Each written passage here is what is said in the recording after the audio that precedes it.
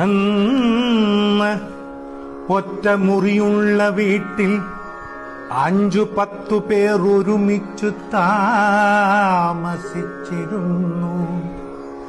ഇന്നോ 5-10 മുറിയുള്ള വീട്ടിൽ 1-2 പേർ മാത്രം താമസിക്കുന്നു.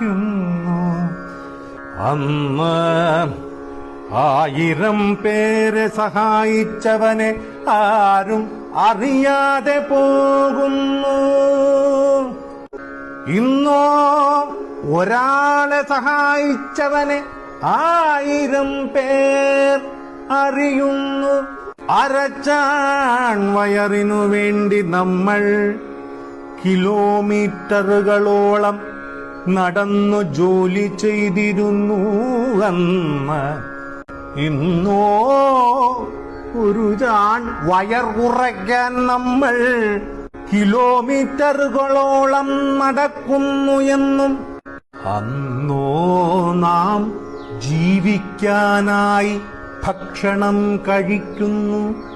ഇന്നോ ഭക്ഷണം കഴിക്കാനായി മാത്രം നാം ജീവിക്കുന്നു.